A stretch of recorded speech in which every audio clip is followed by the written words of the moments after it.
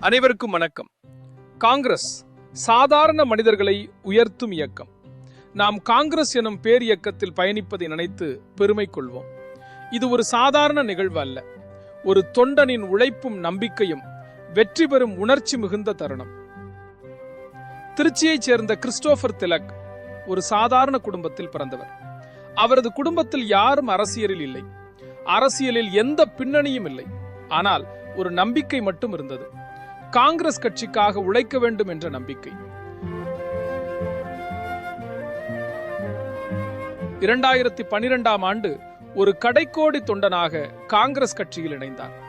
பதவி வேண்டுமென்று அல்ல, புகழ் வேண்டுமென்று அல்ல, கட்சிக்காக உழைக்க வேண்டும் என்ற உணர்வோடு தனது பயணத்தை தொடங்கினார்.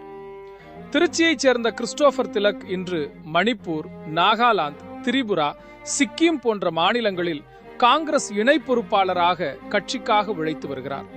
அந்த உழைப்பையும் அர்ப்பணிப்பையும் கவனித்த அகில இந்திய காங்கிரஸ் கமிட்டி தலைவர் மல்லிகார்ஜுன் கர்கேஜி, ராகுல் காந்திஜி, சோனியா காந்திஜி போன்ற தலைவர்கள் பெரிய அரசியல் பின்னணி இல்லாத ஒரு சாதாரண காங்கிரஸ் தொண்டனான திருச்சியை சேர்ந்த கிறிஸ்டோபர் திலக் அவர்களை மாநிலங்களவைக்கு அனுப்ப தீர்மானித்துள்ளனர். திருச்சி கிறிஸ்டோபர் திலக் மிகவும் எளிய குடும்பத்தைச் சேர்ந்தவர். அவரது பிரமாண பத்திரத்தை பார்த்தால் நீங்கள் ஆச்சரியப்படுவீர்கள். காங்கிரஸ் கட்சியில் மட்டுமே வசதி வாய்ப்புகள் இல்லாத சாதாரண குடும்பத்தைச் சேர்ந்தவர்களும் கூட ராஜ்யசபா உறுப்பினர்களாக உயர முடியும். காங்கிரஸ் உழைப்பை மதிக்கும் கட்சி, விசுவாசத்தை கௌரவிக்கும் கட்சி.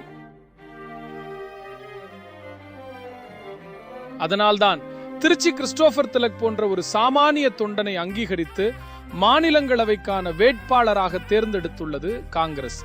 காங்கிரஸ் கட்சிக்காக உழைக்கும் ஒவ்வொரு தொண்டனையும் கட்சி கவனிக்கிறது. அவர்களின் உழைப்பை மதிக்கிறது. அவர்களுக்கு உரிய மரியாதையும் அங்கீகாரமும் அளிக்கிறது. அதனால்தான் இன்று ஒரு சாமானிய தொண்டனின் கனவு ஒரு பெரிய அரசியல் பயணமாக மாறுகிறது. காங்கிரஸ் சாதாரண மனிதர்களை உயர்த்தும் இயக்கம். நாம் காங்கிரஸ் எனும் பேரியக்கத்தில் பயணிப்பதை நினைத்து பெருமை கொள்வோம். நன்றி.